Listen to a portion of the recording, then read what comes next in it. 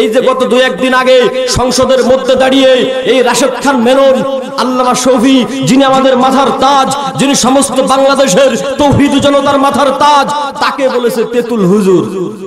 নাউজুবিল্লাহ, আর জোরে কর নাউজুবিল্লাহ। তেতুল হুজুর বলে গালি দিয়েছে, এটা বহুত পূর্বের কথা। নতুন করে রাশেদ খান মেনন তেতুল হুজুর বলে আল্লামা শফিকে গালি দিয়েছে। সে কয়েকটা পয়েন্ট উল্লেখ করেছে সংসদে দাঁড়িয়ে।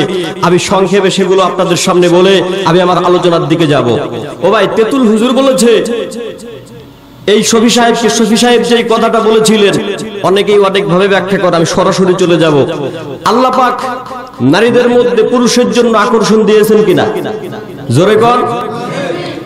আকর্ষণের যদি প্রয়োজন না হতো তাহলে আল্লাহ পাক নারীদেরকে দাড়ি দিয়ে দিতেন, নারীদের শরীরে পশম দিয়ে দিতেন, নারীদের শরীরকে শক্ত বানিয়ে দিতেন।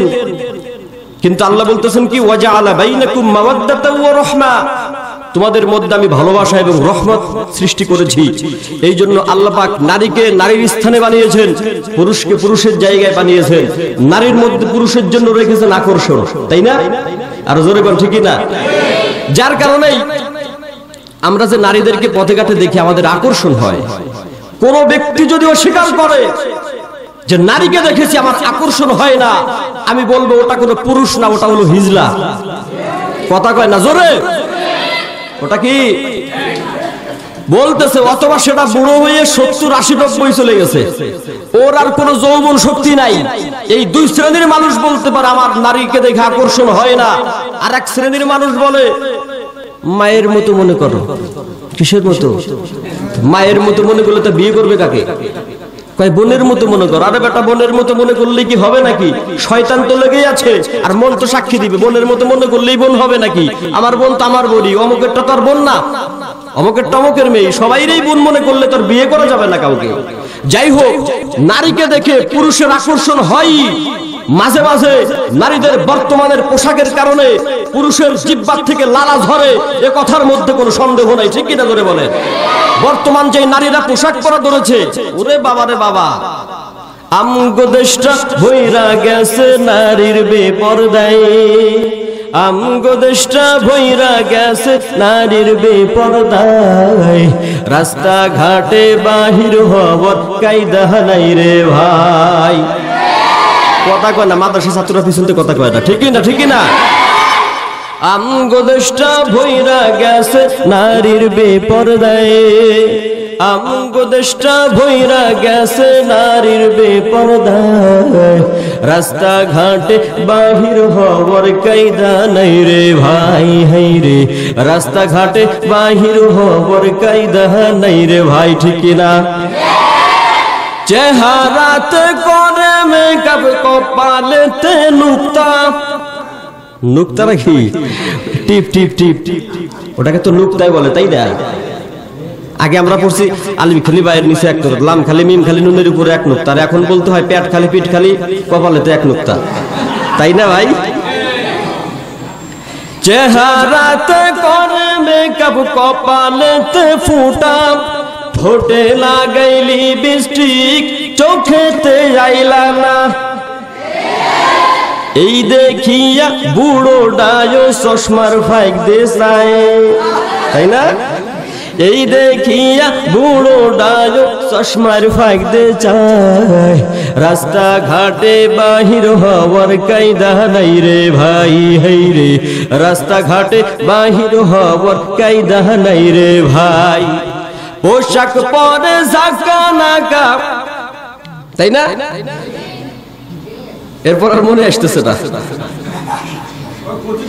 পোশাক পরে ঝাঁকা নাকা, সেন্ট মারে গায়ে, এই দেখিয়া যুবকেরা ইফটিজিংও করে। এবার যুবকরা ইফটিজিং করবে, এবার ওরা টক শোতে বৈশা বৈশা কইবে এদেশের যুবকদের জন্য আমাদের টিকার কায়দা নাই, তাড়াতাড়ি ইফটিজিং এর টাইম করো। ও ভাই, বিলার সামনে যদি, বিড়ালের সামনে যদি ভাজা মাছ রেখে খোলা রেখে আপনি বলেন এই বিলাই, এই সুরে না, সর্বনা সুরে যদি করেন ও বাবা আমার বাড়ির বিলাই, খবরদার শুটকির মাছ খাবি না, খাবি না। এইদিকে কি আছে একবার ফিরেও দেখবি না। এইদিকে যদি তাকাও তাহলে তোর হাড্ডি ভাঙবো, তোর ঠ্যাং ভাঙবো, তোর পাও ভাঙবো। খবরদার খবরদার এই মাছের দিকে তাকাবি না। এইভাবে যদি সরওয়ার ওয়াজ দিয়ে আপনি বিলাইরে কর, বিলাই এবার আপনাকে উল্টা ওয়াজ দিয়ে বলবে, ও বাবা আমার বাড়ির মালিক, আমাকে 14 শিখ কেন, আমার ঠ্যাং কেন, আমাকে যদি ফাঁসি দাও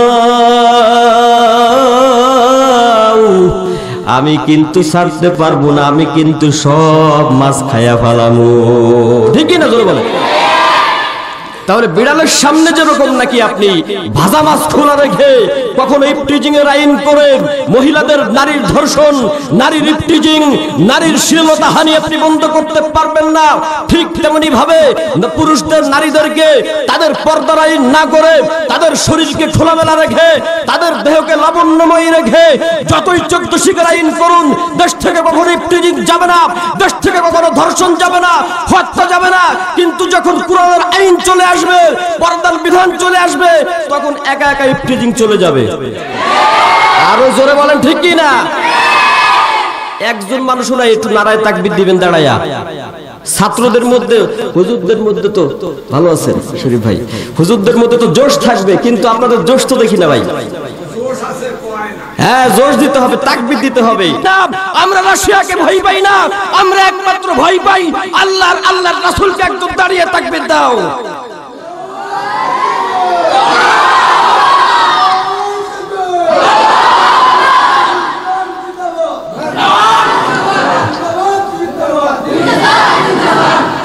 সকলে বলি আমিন।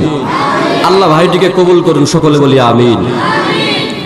তো আমি বলতেছিলাম, এই যে ইফটিজিং করে দোষ হয় পুরুষের, কিন্তু তারা নিজের দোষ কখনোই দেয় না। এই জন্য বলি, নিজের দোষ না দিয়ে শুধু পুরুষের দোষ দেয়, নিজের দোষ না দিয়ে শুধু পুরুষের দোষ দেয়। রাস্তা ঘাটে বাহির হওয়ার কায়দা নাই রে ভাই, হাই রে রাস্তা ঘাটে বাহির হওয়ার কায়দা নাই রে ভাই, ঠিক না? তাহলে আমি বলতেছিলাম, পুরুষ নারীদেরকে উলঙ্গ দেখলেই পুরুষের আকর্ষণ হবে, পুরুষের শরীর থেকে, গায়ের থেকে লালা তার মুখের থেকে ঝরতেই পারে, এটা অস্বীকারের কোনো সুযোগ নাই। এটাই যদি না হতো তাহলে রাস্তাঘাটে এত ধর্ষণ হতো না, রাস্তাঘাটে এত ইফটিজিং হতো না, এদেশের মধ্যে এত পতিতালয় খোলা হতো না। এমনকি এক নারীবাদী সে বলেছে যে এদেশের মধ্যে যুবকদের যে অবস্থা, তাতে পতিতালয়ে আরো নারী বৃদ্ধি করা দরকার। নাউজুবিল্লাহ বলেন। অথচ আপনি দেখেন, ইসলামের আইন কায়েম করেন এদেশের মধ্যে, ইসলাম প্রতিষ্ঠা করেন, এদেশের মধ্য থেকে সমস্ত অন্যায়, অভিযোগ, রাহাজানি সব দূর হয়ে যাবে। অথচ সেই হুজুরকে আজকে শফি সাহেবকে তেতুল হুজুর বলে গালি দেওয়া হচ্ছে। ও বন্ধু, আমি বলতে চাই, এই যে তেতুল হুজুর বলে গালি দিল, আল্লাহ মাফ করুন, আল্লাহর ওলিকে গালি দেওয়ার কারণে, কটাক্ষ করার কারণে আল্লাহ কি তাকে মাফ করবে? আমরা তার জন্য দোয়া করি, এখনো যেন আল্লাহ তাকে সঠিক পথে ফিরিয়ে আনেন, এ ধরনের গালির থেকে যেন আল্লাহ তাকে হেফাজত করেন। সকলে বলেন আমিন। ও বন্ধু, দ্বিতীয় নম্বরে আসেন, এদেশের মধ্যে এক সময়ে, আমার কথা দীর্ঘায়িত হবে, বুঝানোর জন্য বলছি, এক সময় এদেশের মধ্যে মাওলানা ছিল না, মুন্সি ছিল। কি ছিল? মুন্সি, হুজুর খুঁজে পাওয়া যাইত না। এক সময়ে মানুষ কুরবানি দিয়ে তার গরুর যে মাথাটা আছে, এই মাথাটা দিয়ে দেওয়া তো শরীফ ভাই ভালো জানেন, তাই না? এই মাথাটা শরীফ ভাইকে আমি চিনি, ভাই আমার এই নানি বাড়ির কাছের মানুষ, তেলিপুকুর আমার নানি বাড়ি, ভাইয়ের বাড়ি ওখানে। ভাই কেমন আগের থেকে চিনে, হয়তো ভাই আমাকে তেমন চিনে না। যাই হোক, আমি ওনার ব্যাপারে যতটুকু জানি, মাহফিলে মাহফিলে উনি থাকেন এবং খুব দান খয়রাত করেন। আল্লাহ ভাইকে কবুল করুন, সকলে বলেন আমিন। এবং ভাই যেই দিনের প্রতিষ্ঠার জন্য কিছু কাজ তিনি করতে চান, আল্লাহ যেন তাকে তার এই সৎ উদ্দেশ্যে তাকে প্রতিষ্ঠা দিয়ে যেন এদেশের জনগণের, এদেশের মধ্যে ইসলাম কায়েম করার তৌফিক দান করেন। সকলে বলেন আমিন। ভাইরা আমার, তাহলে আমি বলতেছিলাম, এদেশের মধ্যে এক সময় মুন্সি ছিল, ভালো মাওলানাও খুঁজে পাওয়া যাইতো না। ঠিক না ভাই? আপনারা মুরব্বী যারা আছেন জানেন, আমরা দেখেছি, এই যে গরুর কল্লা দিয়ে দিত, এই কল্লা দেওয়া জায়েজ না? না জায়েজ? এই কল্লা দিলেই কুরবানি বাতিল, কল্লা দিলেই কি কুরবানি বাতিল। এখন দেখেন সেই সময় তারা জানতো না, হুজুররা খালি ফতোয়া দিত, সেই সময়ের বংশী যারা আছে ফতোয়া দিয়ে দিত, যাক আল্লাহ তো পাইতেছি, পকেটে খেলে আলু দাও, জিলাপি দাও, এই দাও সেই দাও। এইগুলো আয়েশা এই কওমি মাদ্রাসা দেওবন্দ মাদ্রাসার যে হুজুরেরা মুহাক্কিক আলেমেরা তারা দেশের মধ্যে জায়গায় জায়গায় মাদ্রাসা কায়েম করে জায়গায় জায়গায় প্রতিষ্ঠান গড়ে তারা মানুষকে সঠিক দিন শিক্ষা দিয়েছে, মানুষকে সঠিক বোধ শিক্ষা দিয়েছে, মানুষকে সঠিক জ্ঞান তারা বিতরণ করেছে। ঠিক কিনা জোরে বলেন? এজন্য আমি তাকে বলি, সরকারকে আমি বলি, আপনার এই মন্ত্রিত্ব থেকে এই লোকটাকে আপনি দ্রুত হুঁশিয়ার করেন, অন্যথায় এদেশের জনগণ কিন্তু বসে থাকবে না, এদের বিরুদ্ধে দুর্বার আন্দোলন করে তোলা হবে। আল্লাহ তাকে বুঝার তৌফিক দান করুন, সকলে বলেন আমিন। ভাইরা আমার, আমি তেলাওয়াত করেছি 20 নম্বর পারার প্রথম আয়াতটা বা দ্বিতীয় আয়াত হবে, আম্মাইয়ুজিবুল মুযতারা ইযা দাআহু ওয়া ইয়াকশিফুস সূ' ওয়া ইয়াজআলুকুম খুলাফা আল আরদ। ও ভাই, আল্লাহ এই আয়াতের মধ্যে আমাদেরকে একটা মেসেজ দিয়েছেন, সুন্দর একটা মেসেজ। বিপদ আমাদের আছে না নাই? একটু জোরে কোন, আরো জোরে বলেন, আছে না নাই? এমন কোন মানুষ নাই যার বিপদ নাই, প্রত্যেকটা মানুষের বিপদ আছে। ছাত্রদের বিপদ হলো অনেকের ব্রেন ভালো না, পড়তে মুখস্থ করতে পারে না, অনেকের আরো সমস্যা আছে। অনেকের যত সমস্যাই থাক না কেন, আমার আল্লাহ পাক জানিয়ে দিয়েছেন, আম্মাইয়ুজিবুল মুযতারা। মুজদর মানে কোন বিপদগ্রস্ত ব্যক্তি, ইজদর থেকে তার মানে হলো যেই ব্যক্তি বিপদে আক্রান্ত হয়েছে, অসহায় হয়ে পড়েছে, এমন কোন ব্যক্তি। বন্ধুরে, আবার আল্লাহ পাক জানিয়ে দিচ্ছেন, আমি আল্লাহর দরবারে যদি ডাকে, ও বন্ধু মুস্তরে আরো একটু ব্যাখ্যায় যাই, আপনার টাকা নাই, আপনি যাইতেছেন মেম্বরের কাছে, আপনি যাইতেছেন সুদের খাতায় নাম লেখাইতে, আপনি যাইতেছেন ঘুষের খাতায় নাম লেখাইতে। ও ছাত্র ভাই, তাবিজের দিকে যাও, অমুকের ফুফার দিকে যাও। অথচ আল্লাহ বলতেছেন, কোন ব্যক্তি যদি কোন দুনিয়ার কোন শক্তির কাছে শরণাপন্ন না হয়ে, কোন শক্তির কাছে মাথা নত না করে, একমাত্র আমি আল্লাহ ইযা দাআ, একমাত্র আমি আল্লাহকে ডাকে। কাকে? জোরে জোরে জোরে। কোন ব্যক্তি বিপদে পড়িয়া একমাত্র আমি আল্লাহকে ডাকবে, অন্য কাউকে নয়, খাজা বাবাকে নয়, কোন পীর বাবাকে নয়। ঠিক না? অথচ আজকে আমাদের সমাজে পীরকে ডাকে কি ডাকে না? পীরকে ডাকে, পীরের কাছে সাহায্য চায়, তারপর আরো পীরের নামে গান বানায় বানায় কয়, তুই যে বাবা ঘুমিয়ে আসো রহুজা পাকের ভিতরে, বাবা তোমার কাছে আইলে বাবা দিল হইয়া যায় নূরানি। বাবা ক্যাক কু ক্যাক কু ক্যাক, আছে না নাই? বন্ধুরে আমার, আল্লাহ বলতেছে, বান্দা কোন বাবার কাছে নয়, কোন দরবারে নয়, কোন ব্যক্তির কাছে নয়, ইযা দাআ আই ইযা দা আল্লাহ, কোন ব্যক্তি যদি বিপদে পড়িয়া আমি আল্লাহকে ডাকি, আমি আল্লাহ ওয়াদা দিলাম, ওয়া ইয়াকশিফুস সু, তোর জীবনের যত বাধা আছে, যত সমস্যা আছে, আমি আল্লাহ দূর করে দিব। সুবহানাল্লাহ। ও বন্ধু, মালিক ইবনে সিনান, এই মালিক ইবনে সিনান এখনো মুসলমান হয় নাই। ওর মা মুসলমান, আল্লাহর নবীর পরিবারের মধ্যে তিনি বান্দি ছিলেন, তিনি দাসী ছিলেন। এই মালিক ইবনে সিনানের আম্মা আল্লাহর নবীকে বলতেছে, ও নবী, আমার মালিক ইবনে সিনান এখনো তার সঠিক বুঝ হয় নাই, সঠিক বুঝটা সে পায় নাই। আপনি মালিক ইবনে সিনানের জন্য আল্লাহর দরবারে দোয়া করেন। বন্ধুরে, মালিক ইবনে সিনান নবীর বিরুদ্ধে কথা বলতো, ইসলামের বিরুদ্ধে কথা বলতো, ইসলামের বিষোদ্গার করতো। তার মার এটা ভালো লাগতো না, তার মার কাছে এটা অসহ্য ঠেকতো। কিন্তু এই মালিক ইবনে সিনানের আম্মা হাল ছাড়েন নাই। বন্ধুরে নবীর কাছে আবদার জানাইলো, হুজুর আল্লাহ তো আপনার কাছের ব্যক্তি, কাছের ব্যক্তিত্ব, আল্লাহ আপনাকে ভালোবাসে, আল্লাহ আপনার প্রিয়, অতএব আল্লাহর কাছে দোয়া করেন আমার মালিকের জন্য, আমার মালিকের অন্তরটা যেন ইসলামের জন্য প্রসারিত হয়ে যায়। জোরে জোরে আরো জোরে সুবহানাল্লাহ। বন্ধুরা আল্লাহর নবী মালিক ইবনে সিনান, এই মালিক ইবনে সিনানের জন্য আল্লাহর কাছে হাত তুলেছে। বন্ধুরে আল্লাহ পাক আমার নবীর দোয়া ফিরায় দেয় নাই। বন্ধুরে আমার নবীর দোয়া ফিরাইবো বা কেমনে? কারণ আমার নবী এমন নবী যাকে বলা হয়েছে রাহমাতাল লিল আলামিন, আপনি হলেন তমাম জগতের জন্য রহমত। বন্ধুরে আমার নবী কেমন নবী? বন্ধুরে আপনি তাফসীরের কিতাবে, সিরাতের কিতাবে খুলে দেখেন, কিয়ামতের ময়দানে প্রত্যেকটা নবী, বন্ধুরে দুনিয়ার বুকে কিয়ামতের ময়দানে সমস্ত নবীরা আল্লাহকে খুশি করার চেষ্টা করবে, ইয়া নাফসি ইয়া নাফসি বলবে।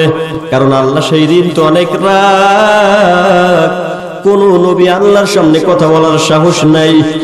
আর আমার নবীকে আল্লাহ পাক ডেকে বলবে, ও নবী, আজকে সমস্ত মানুষ, সমস্ত নবীরা আমি আল্লাহকে খুশি করার জন্য ব্যস্ত, আর আমি আল্লাহ পাক আজকে আপনাকে খুশি করার জন্য ব্যস্ত। সেই নবী কিয়ামতের ময়দানে সমস্ত নবীরা অস্বীকার করবে, না না আল্লাহর কাছে সুপারিশ করার কোনো কায়দা নাই, আল্লাহ পাক বিচারের ব্যবস্থা করছে না। 50,000 বছর মানুষগুলো দাঁড়িয়ে, মানুষগুলো বিতৃষ্ণা হয়ে গিয়েছে, নবীদের কাছে আরজ করছে, নবী গো আমরা তো আর পারছি না, আমাদের আর ধৈর্য কুলাইতেছে না, আল্লাহকে তাড়াতাড়ি একটু বিচারের ব্যবস্থা করতে বলেন। সমস্ত নবীরা অস্বীকার করবে, আমার নবীর কাছে আসবে, নবী অস্বীকার করবে না। আমার নবী আল্লাহর কাছে গিয়া বন্ধুরি দরখাস্ত করবে, আল্লাহ পাক তাকে অনুমতি দিবেন, নবী এবার সিজদায় পড়ে যাবে। এমন একটা দোয়া,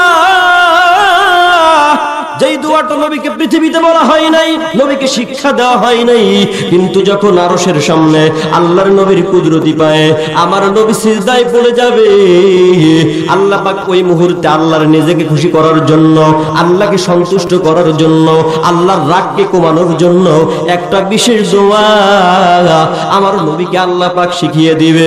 ওই দোয়াটা নবী সিজদায় পড়ে বন্ধু পড়তে থাকবে। ওই দোয়াটা পড়তে পড়তে আল্লাহর কুদরতি দিল আস্তে আস্তে ঠান্ডা হবে।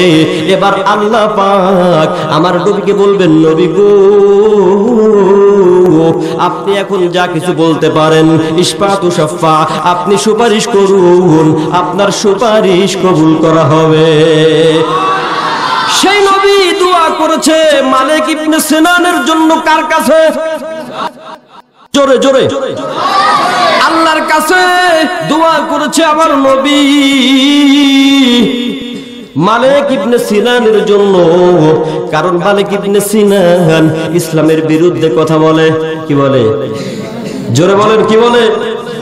তাহলে যেই ব্যক্তি ইসলামের বিরুদ্ধে কথা বলে, সর্বপ্রথম তার জন্য আমাদেরকে দোয়া করতে হবে। কি করতে হবে? দোয়া করতে হবে। কিন্তু যখন ইচ্ছা করে, কয় না ভাই, যে জাগিয়ে আছে, যে ঘুমায় আছে তাকে জাগানো যায়, কিন্তু যে জেগে থেকে ঘুমের ভান ধরেছে তাকে কি কখনো জাগানো যায়? তো দেখেন আবু জেহেল, এদেরকে আল্লাহর নবী বহুত ছাড় দিয়েছে, আবু লাহাবকে ছাড় দিয়েছে, তাদের জন্য আল্লাহর নবী অনেক বুঝাইছে, দোয়া করা হয়েছে, কিন্তু তাদের কাজ হয় নাই। তারা যখন ইসলামের বিরুদ্ধে অনর্গল অনবরত কথা বলতে থেকেছে, তখন তাদের বিরুদ্ধে জিহাদের ঘোষণা এসেছে, তাদেরকে হত্যা করা হয়েছে। ঠিক এ যুগের মধ্যেও যারা ইসলামের বিরুদ্ধে কথা বলবে, প্রথমে আমরা তাদের জন্য দোয়া করব, তাদেরকে বুঝাবো। কিন্তু যখন ইসলামের বিরুদ্ধে তারা অনর্গল কথা বলে যাবে, ইসলামের বিরুদ্ধে তারা অনর্গল, তারা লিপ্ত, খারাপ ভাষায় লিপ্ত থাকবে, আমার নবীকে গালি দিবে, আমার নবীকে সন্ত্রাস বলবে, তখন আমরা বসে থাকবো না।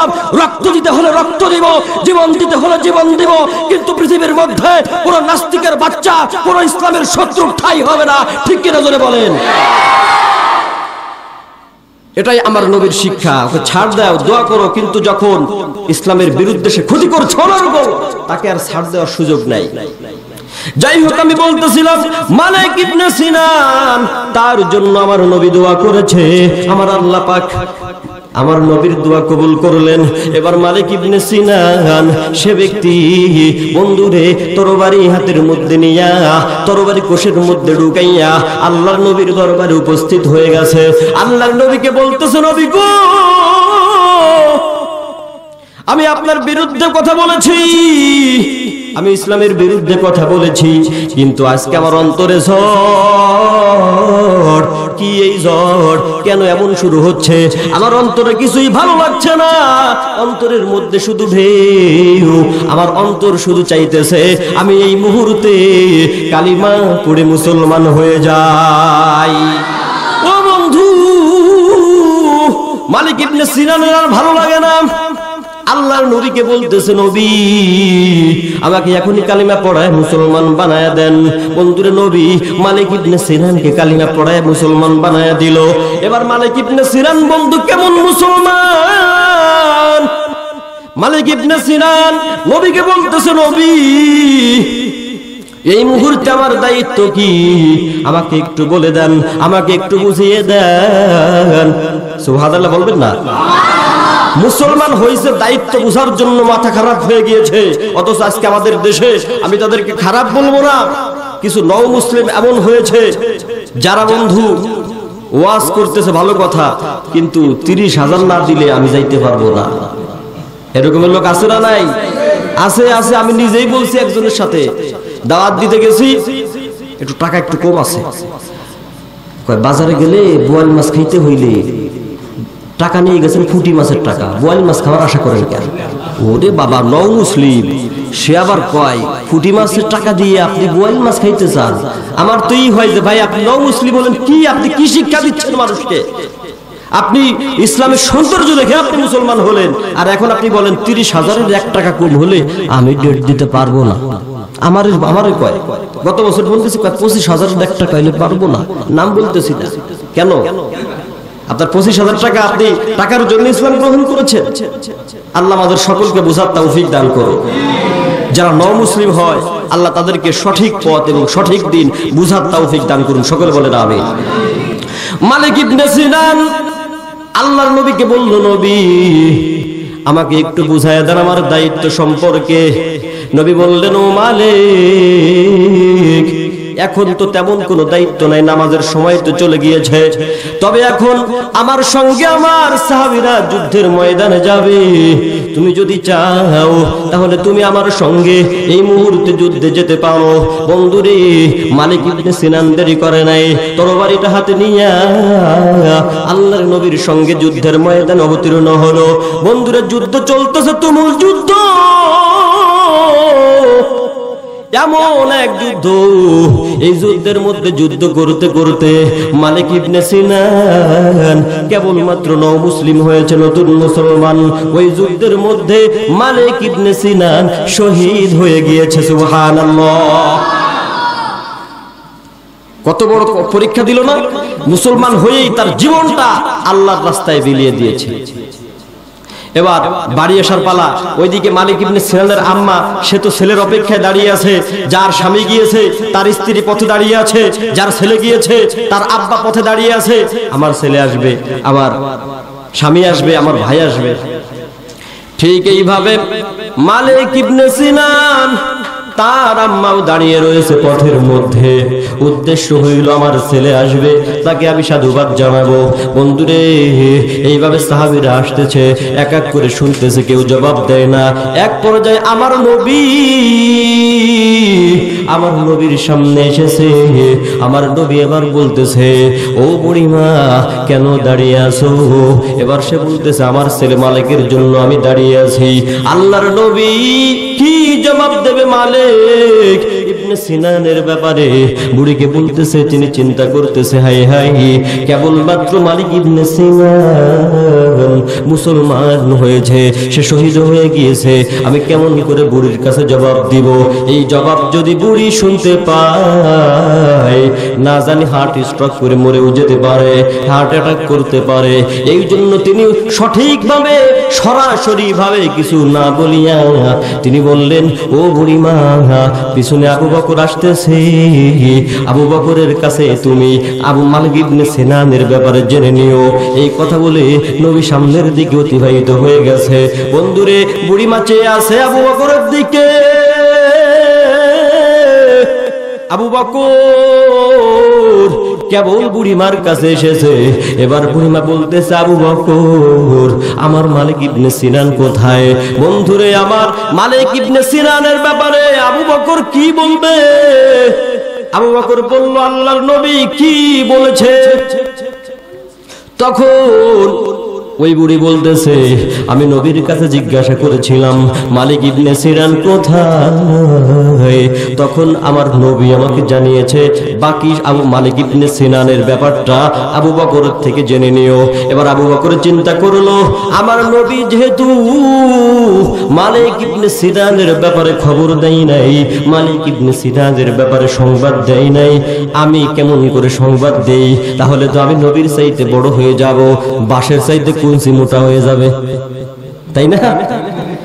উনি চিন্তা করতেছে, নবী যেহেতু মালিক ইবনে সিনানের ব্যাপারে কিছু বলে নাই, অতএব আমি যদি মাতুব্বরি করে বলতে যাই তাহলে তো নবীর চেয়ে আমি বেশি বুঝে গেলাম, অতএব আমি এই বিষয়টা বলবো না। আমাদের সমাজে এরকম এক শ্রেণীর লোক আছে না, বাপের চাইতে বেশি বোঝে, নেতার চাইতে বেশি বোঝে, হুজুরের চাইতে বেশি বোঝে, এরকমের লোক আছে না নাই? আছে। বেশি বুঝনেওয়ালা লোক এই সমাজের মধ্যে আছে। বেশি বুঝা ভালো, কিন্তু বেশি বুঝা ভালো না, এগুলো কিন্তু সমস্যা।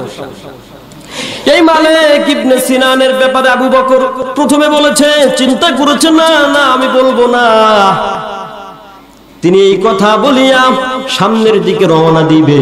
এই সময়ে যে মুহূর্তের মধ্যে এই কথাটা তিনি ভুলে গেলেন, হঠাৎ করে তিনি একটা কথা মুখ ফসকে বলে ফেললেন, মালিক ইবনে সিনান পিছনে আসতেছে।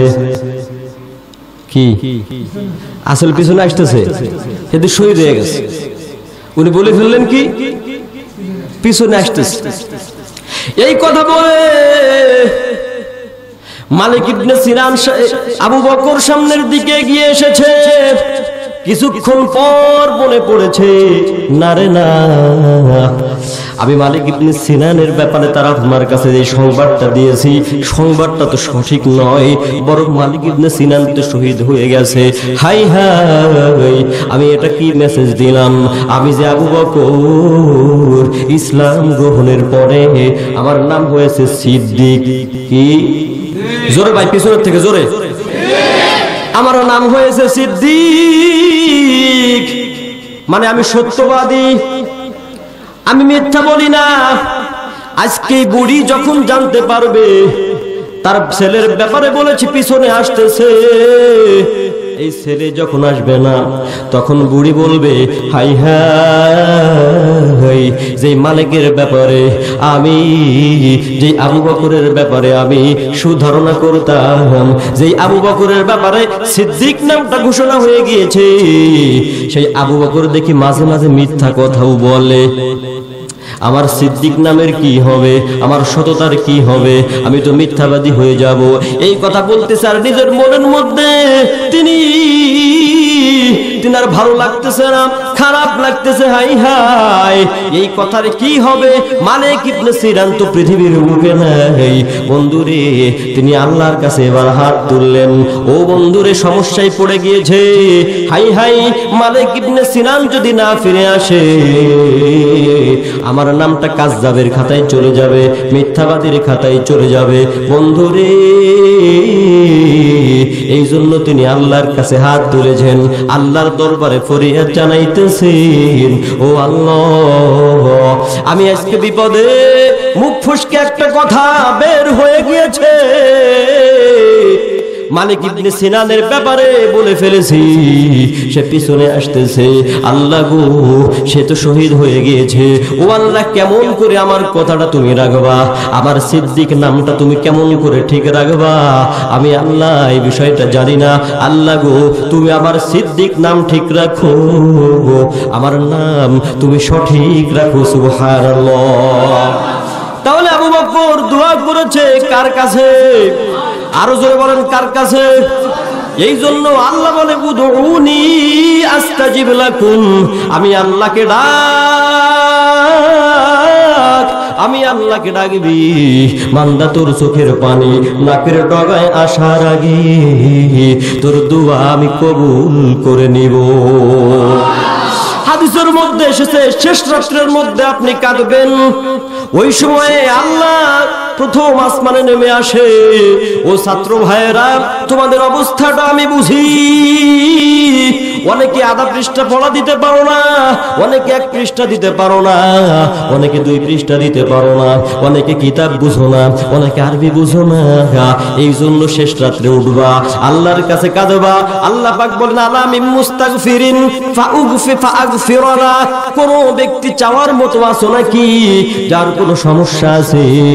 তোমার কোনো যদি সমস্যা থাকে, তোমার ব্রেনের সমস্যা, তোমার টাকার প্রয়োজন, তোমার শারীরিক অবস্থা ভালো না, তোমার ব্রেনের সমস্যা, সবগুলো সমস্যার ব্যাপারে আমি আল্লাহর কাছে ডাক, আমি আল্লাহ তোর ডাকে সাড়া দিয়া ওয়ায়াকশিফুসু, তোর সমস্ত সমস্যা দূর করে দিব।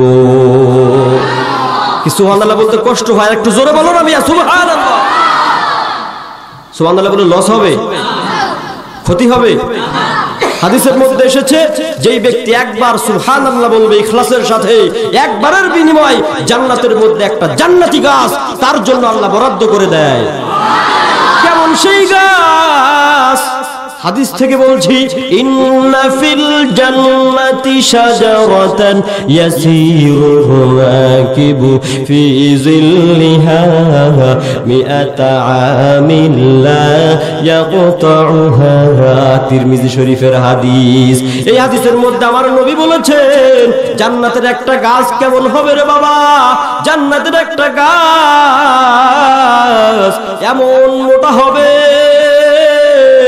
1 দিন নয়, 2 দিন নয়, 3 দিন নয়, একটা দ্রুতগামী ঘোড়া অনেক দ্রুত চলতে পারে, এমন কোন দ্রুতগামী ঘোড়ার উপরে ভালো কোনো আরোহী বৈশা যদি 1 দিন নয়, 2 দিন নয়, 3 দিন নয়, 100 বছর দৌড়াবে, কিন্তু ওই গাছের ছায়া দৌড়াইয়া শেষ করতে পারবে না।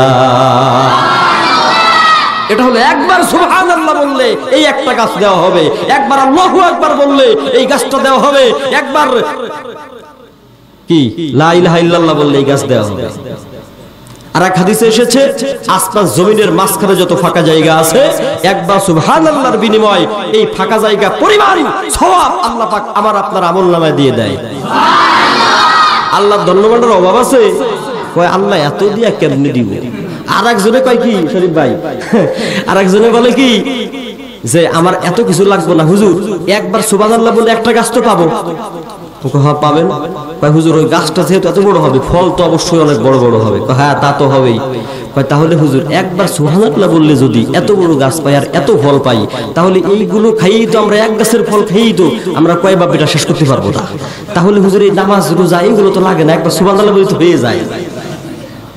ও ভাই, সব কিছুর পিছনে আগে আপনার এই যে রং টং এগুলো হলো পরে, আগে আপনার পিলার লাগবে, তাই না?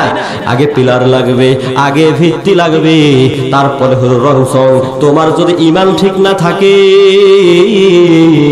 তোমার যদি আমল ঠিক না থাকে, তাহলে একবার সুবহানাল্লাহ কেন 1000 কোটি বার বললেও কাজ জোরে। তাহলে আগে ঈমান ঠিক করা লাগবে, আগে আমল ঠিক করা লাগবে। মান ইউশরিক বিল্লাহি ফাকাদ হারামাল্লাহু আলাইহিল জান্নাহ। আল্লাহ পাক বলে তোর ঈমানের মধ্যে যদি একটু শিরকের গন্ধ পাওয়া যায়, আমি আল্লাহ পাক তোর জন্য জান্নাত চিরতরে হারাম করে দিলাম। নাউজুবিল্লাহ, নাউজুবিল্লাহ। ছাত্রদের তো বোঝা দরকার কোথায় নাউজুবিল্লাহ আছে, পাবলিক না বুঝতে পারে। কি বলেন? হুজুর দোয়া করতেছে, আল্লাহ এলাকার যারা আছে সবাইকে আল্লাহ আপনার ওলি বানায়া দেন। এখন পাবলিক যারা আছে এরা কেউ কথা কয় না, চুপ করে বসে রয়েছে। হুজুরকে কি ব্যাপার, আপনারা কথা কর না? হুজুর ওলি হওয়া তো ঝামেলা, ওলি হইলে হুজুর নামাজ পড়া লাগবো, তাহাজ্জুদ পড়া লাগবো, দাড়ি রাখা লাগবো, সুদ খাওয়া বন্ধ করতে হবে, ঘুষ খাওয়া বন্ধ করতে হইব, মিথ্যা কথা বলা যাবে না, পরনারীর দিকে তাকানো যাবে না। এত কষ্টের কথা চিন্তা করে আমিন কই নাই, যদি কবুল করে আল্লাহ ওলি বানাই দেয়। এবার হুজুর চিন্তা করলো এগুলোর থেকে আমিন তো বাইর করা লাগবে। এবার একটু দোয়া ঘুরাই দিছে, ঘুরাই দিয়ে বলতেছে, আল্লাহ এই আলফাডাঙ্গার মানুষগুলোকে আলফাডাঙ্গায় নয়, ফরিদপুরে নয়, বরং মতিঝিলের মতো জায়গায় 10 তলার মালিক বানায়া দেও।